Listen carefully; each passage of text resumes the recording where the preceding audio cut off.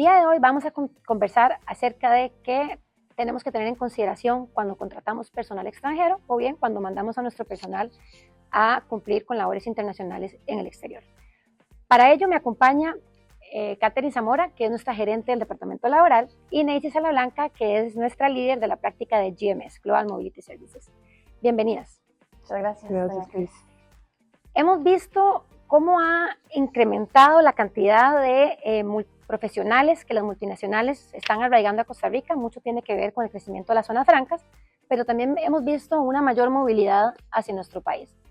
Costa Rica es un país OCDE, como lo hemos dicho varias veces en este podcast, pero es importante porque eso genera algunas implicaciones a nivel internacional interesantes. A pesar de que somos país OCDE, no tenemos convenios de seguridad social que establecen o reducen las cargas sociales que puedan o eventualmente aplicar en Costa Rica y en otros países. Tenemos solamente 4 convenios de doble tributación que también aplican a personas físicas que vienen a Costa Rica a llevar a cabo algunas gestiones en función de ciertos requisitos. Pero en términos generales lo que tenemos es la normativa costarricense. Entonces ahí, Catherine, te quería preguntar qué temas tenemos que tener en cuenta cuando nos llega la noticia que viene un recurso internacional a ejercer funciones desde la perspectiva laboral en Costa Rica, y si hay alguna diferencia en si esas funciones se desarrollan en más de 6 meses o menos de 6 meses, o si 6 meses es un tema, o si hay algún threshold, digamos, que valga la pena considerar. Claro, Cris. Bueno, primero que todo, desde un punto de vista laboral, en realidad la duración que vaya a tener la persona en Costa Rica no va a tener mayor impacto, ¿verdad? Esto va a tener eventualmente más relevancia desde un punto de vista migratorio por los temas de eventualmente las visas que se tengan que pedir para que esta persona esté legal en Costa Rica. En Costa Rica lo que tenemos que tomar en cuenta es que el Código de Trabajo establece que cualquier función que una persona ejecute desde suelo costarricense debe considerarse que le aplican las normativa laboral costarricense, o sea, el Código de Trabajo. Entonces, ¿qué quiere decir eso? Si yo tengo una persona, por ejemplo, yo me voy a traer de Suiza porque la persona va a venir y va a entrenarme a personal costarricense, por ejemplo, en la implementación de una nueva plataforma que vamos a tener en la empresa, esa persona, si bien es cierto, va a venir y pues va a ejecutar funciones en Costa Rica, esas funciones no están ligadas a su contrato de trabajo en Suiza, sino que simplemente voy a venir a Costa Rica a decirle, bueno, vea, yo necesito que estas personas aprendan cómo hacer esto se debe ejecutar de esta forma, y a partir de ahí nosotros no tenemos una presunción de laboralidad como tal, desde un punto de vista costarricense, porque la persona va a seguir teniendo sus funciones. Probablemente la persona durante el día va a tener algún momento en el que va a tener que hacer cosas de su contrato de trabajo en Suiza, ¿verdad? Y la persona solamente está aquí para entrenar. Sí, eso es muy específico y por lo general viene atado a un plazo de tiempo en el que ya la empresa determinó que es el suficiente para que la persona pueda venir a hacer la implementación y la implementación se realice de forma correcta. Y es muy normal ver en los contratos que tienen esta dualidad de reportería, ¿verdad? Tienes que reportarle a alguien de Costa Rica y reportarle a alguien que está en Suiza o que está en el otro país. Sí, entonces digamos, ¿qué son algunos aspectos que nosotros tenemos que considerar? El pago del salario como tal en una persona que viene en esta modalidad de nuevo temporal, que solo viene a entrenar, que no viene a ejecutar funciones ligadas con la operación local, porque cuando la persona está ejecutando funciones desde un punto de vista local, es decir, que yo vengo a hacer algo que si no viene esa persona, yo tendría que contratar a un tico para que lo haga, eso nos va a cambiar a nosotros completamente la forma en la que se va a abordar esta situación desde un punto de vista laboral. Es decir, no es lo mismo mandar a Cristina, que Cristina enseña a la gente cómo usar la nueva plataforma, a mandar a Cristina a cubrir una licencia de maternidad de una persona que tiene el mismo puesto que Cristina acá en Costa Rica, ¿verdad? No es lo mismo, estas son cosas distintas y en algunas ocasiones las empresas tienden a confundirlo. Entonces sí es muy importante que tengan claro que si una persona va a venir del extranjero a suplir un puesto de trabajo existente, un puesto de trabajo que yo necesito abrir y que yo necesito contratar a una persona que tiene una especialidad muy específica, que no hay talento costarricense que la pueda cubrir, eso a mí ya me va a, digamos, hacer un trigger de cuáles son las obligaciones que yo tengo que cumplir con esa persona, porque esa persona para todos los efectos se consideraría trabajador costarricense. Si yo estoy trayendo a la persona solo para implementar un proyecto, en ese caso el salario a la persona se debería seguirle pagando en su país de origen, que eventualmente son algunos beneficios que las empresas entregan a las personas que vienen en esa modalidad, por ejemplo, pagos de allowances, por ejemplo, pagos de comida para que la persona se pueda costear. En algunas ocasiones, obviamente, también pagos de hotel o una casa, un Airbnb que se le alquila a la persona, y carros, por ejemplo, para que la persona se pueda transportar.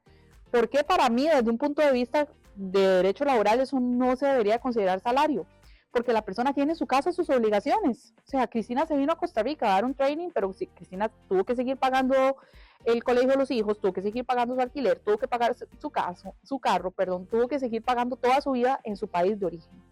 Entonces, si yo le impongo que Cristina viene aquí a dar un entrenamiento porque yo como empresa lo necesito y además le traslado ese costo, eso estaría erróneo. Es decir, es cubrir esos gastos debería de ser de la empresa y debería de ser visto como un viático, ¿verdad? Porque al final del camino de parte del tiquete de avión, te traigo, y ahí es importante porque no siempre la normativa laboral y la tributaria van casadas, ¿verdad?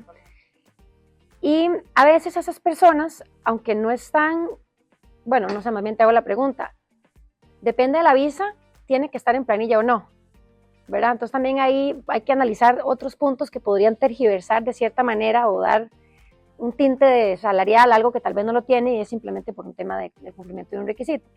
Pero desde la perspectiva laboral, la administración tributaria tiene una interpretación bastante más amplia, ¿verdad?, sobre este tema. Y los casos que se han visto, Ney, son casos donde los ejecutivos sí vienen como asalariados costarricenses, en donde se considera que en el momento que prestan una relación laboral en Costa Rica, todos los beneficios que mencionaba Catherine, para este caso en particular del entrenamiento, sí son salariales. En muchos casos sí. Ahí, digamos, cuando nosotros nos hacen la consulta, como por ejemplo el carro, el teléfono, la casa, ¿es salarial? No salarial, depende. O sea, porque tenemos que analizar esos pequeños detalles que no son pequeños, realmente no, que decía Catherine, y es que va a depender mucho de, por ejemplo, cuánto tiempo va a durar la asignación internacional. No es lo mismo cuando yo traigo un ejecutivo del exterior a que realice funciones de CEO, de gerente general, a cuando yo traigo, por ejemplo, una persona que va a desarrollar simplemente un proyecto, ¿verdad? La connotación de un allowance que para el que viene a desarrollar el proyecto 6 meses va a ser no salarial, no va a llevar cargas sociales, para esta otra persona podríamos tener la consideración de que sí va a ser salarial, sí va a estar sujeto al impuesto al salario y sí va a llevar cargas sociales. Sí, en este caso no cargas sociales sino salarial, en el tanto no sea un empleado costarricense, sino que sea por decir que Costa Rica recibe un servicio de su relacionada y tal vez ahí lo que va a venir es un cobro, ¿verdad?, por el servicio prestado por la entidad del exterior, si es que le asignan los costos a Costa Rica. Entonces aquí tal vez la primera conclusión es, no hay una norma para todos los casos iguales.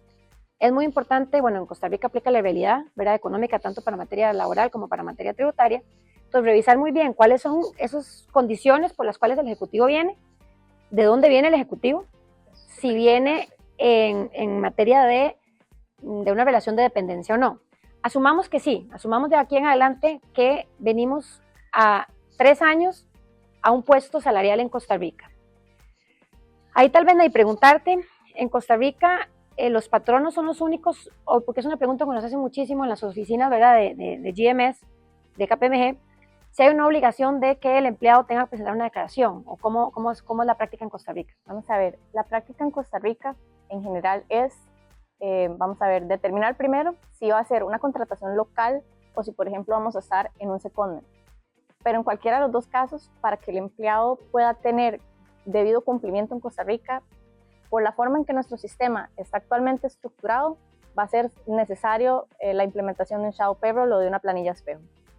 Entonces, en este caso en particular, en el momento en que tenemos que implementar el shadow payroll o la contratación local, el patrono, digamos, de acuerdo a lo que se estableció en la ley del impuesto sobre la renta, va a ser la entidad que figure en Costa Rica, ya sea a nivel de shadow payroll solamente por una cuestión formal, ¿verdad?, de cumplimiento, o ya de contratación local, ¿verdad?, que es bastante más diferente, como un patrono, ya una relación diferente. Ya hay una forma de decir, cuando estamos en un secondment o cuando la persona viene en un tipo de este tipo de contratos, ¿verdad?, hay todavía una relación con el home country. Cuando tenemos un local o una contratación local, vamos a ver que se desliga totalmente el home country y todo se va a realizar directamente con el host. En cualquiera de los dos casos, la práctica, ¿verdad?, o lo que las normas nos orientan es El patrono es el que retiene, el patrono es el que presenta la declaración, el que hace la liquidación de los impuestos, el que realiza el pago del impuesto. Entonces, digamos que el empleado en Costa Rica queda en una posición bastante favorable en el sentido de que no tiene que estar precisado tal vez de tengo que presentar la declaración, tengo que remitir los ingresos que estoy percibiendo y tal, sino que el patrono es el que se encarga de realizar toda esta parte del cumplimiento. Son muy pocos los casos, ¿verdad?, que hemos visto en la práctica donde tal vez alguna empresa dice no quiero implementar un shadow payroll, entonces el empleado queda tal vez como en una posición, ¿verdad?, o la persona física queda en una posición donde se ve un poco más obligada, o más bien se ve obligada a tener que autorretenerse, utilizar este esquema de autorretención, aunque no es lo usual, ¿verdad? Sí, ese esquema en realidad se sustenta en un oficio viejo de la Dirección General de Tributación que básicamente dice que cuando el patrono no retiene, el empleado tiene que autorretenerse. Pero eso básicamente es un ornitorrinco jurídico porque ante la caja uno no puede ser, o sea, un empleado no podría inscribir a la empresa del exterior, ¿verdad? Tenés que tener un número de cédula jurídica. Una pregunta, en ese escenario, digamos que viene un empleado al exterior y está acá 8 meses, ¿bajo qué ley se despide? Porque supongamos que se queda en planilla del home country, pero está en planilla costarricense porque está ejecutando una asignación internacional de 3 meses. ¿Le sigue aplicando la normativa, qué sé yo, digamos que era Canadá? ¿O desde que está en planilla costarricense, el suelo costarricense absorbe esa relación? ¿O no es tan claro? A ver, yo creo que va a depender mucho del tipo de derecho que le aplique, ¿verdad? Porque no es lo mismo el derecho anglosajón que el derecho romano canónico que nos rige a nosotros y, por ejemplo, que rige la mayoría de América Latina y en Europa, ¿verdad? Desde un punto de vista local, si la persona yo la traje aquí 3 años y la voy a liquidar o voy a terminar su contrato de trabajo, lo correcto sería liquidarlo bajo la legislación costarricense, ¿verdad? Porque si bien es cierto, existe el shadow payroll, como explicaba Nancy, por lo general esto se hace para tratar de mantenerle al trabajador los derechos en su país de origen porque nunca se planeó que la persona viniera a desarrollar toda su vida en Costa Rica. Entonces, como una forma de mantenerle, por ejemplo, temas de pensiones, se trata de mantener las planillas iguales, pero a la hora que se va de Costa Rica, lo correcto es, si la persona se le está terminando el contrato de trabajo, yo debería liquidarle sus derechos laborales en Costa Rica. Su proporción, por lo menos. Sí. Supongo que puede que pase algo. Sí, por supuesto, sería solo por el periodo que él estuvo en Costa Rica. O sea, si estuvo 3 años, yo voy a liquidarle esos 3 años en Costa Rica y yo también voy a guardarme esa documentación porque no sabemos lo que puede pasar en el futuro. Yo siempre digo que las empresas, cuando uno está con la empresa, los trabajadores es como una relación amorosa. Si yo estoy con la empresa, los trabajadores están felices. En el momento en que yo ya no quiero estar más con usted, ahí se empiezan a convertir las situaciones en problemas y muchas personas empiezan entonces a escarbar de dónde pueden sacar. Y una persona que ha tenido esta, digamos, doble dualidad de que ha estado en 2 países y a sabiendas de que en Costa Rica los derechos laborales o los trabajadores se les respeta muchísimo sus derechos laborales y por lo general vienen atados, por supuesto, a empresas que reconocen un montón de derechos y beneficios adicionales a los que tiene el mercado, sí podría suceder que una persona simplemente por tratar de sacar una ventaja que no se le liquidó, la persona intente venir a reclamar esos derechos. Perdón, obviamente dentro del plazo de ley que le corresponde, ¿verdad? Es decir, desde un punto de vista laboral en Costa Rica uno podría alegar, si la persona viene 3 años después, que la relación en Costa Rica se finalizó. ¿Cuál podría ser un eventual escenario? Que desde un punto de vista costarricense aplica la continuidad laboral. ¿Y qué es lo que pasa? Que en Costa Rica se considera que las empresas que son relacionadas son también patronos. O sea, si tiene 20 años, va a pedir 20 años. Entonces, con independencia de que esté en Canadá trabajando, la persona podría venir a decir, pero es que yo me mantuve ligada a la empresa, entonces reconózcame eso. Y yo no veo descabellado que un juez le diga, se lo voy a reconocer porque sí, existió una continuidad laboral porque usted siempre siguió trabajando en la empresa hermana, ¿verdad? Y estamos considerando un escenario de 2 países, cuando Exacto. En movilidad global tenemos interacciones de 3, 4, 5 países en la vida laboral de una misma persona dentro de una estructura empresarial. Entonces, yo creo que lo medular es, o sea, que las empresas tienen que tener definidas bien sus políticas, sus beneficios, sus planes de pensiones, cómo van a ir dirimiendo todas estas situaciones que pueden ocurrir en cualquier momento, ya sea por un despido o por una renuncia, ¿verdad? Una razón que vaya a originar que el empleado se tenga que desvincular totalmente de la compañía.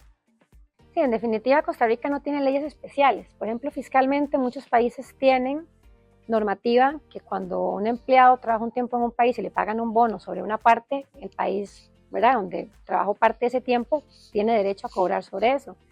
Como mencionabas que en Costa Rica el empleado no recae sobre la presentación de una declaración, recae solamente sobre el patrono, hay ciertas áreas que no están bien reguladas, o del todo, ni siquiera no es que están bien reguladas, es que no están reguladas. Yo siento que es que la normativa, o sea, la ley del impuesto sobre la renta, tal cual está ahorita en el capítulo, digamos, que ve por el tema del impuesto al salario, no estaba preparado o no está preparada para la movilidad global que estamos teniendo con ocasión de las zonas francas o empresas nacionales que están muy desarrolladas y que están trayendo mucho talento, ¿verdad? Entonces, aquí es donde creo que las empresas tienen que ser muy proactivas en buscar la asesoría porque la norma no es clara. Entonces ahí es donde hay que ser muy estratégico para ver dónde poner como los puntos sobre las IES y no cometer, digamos, ciertos errores o generar ciertos riesgos que se derivan también de esa falta de regulación. Sí, en definitiva, cuando hablamos de materia laboral, hablamos, ¿verdad?, del triángulo: derecho laboral, cargas sociales y aspectos tributarios.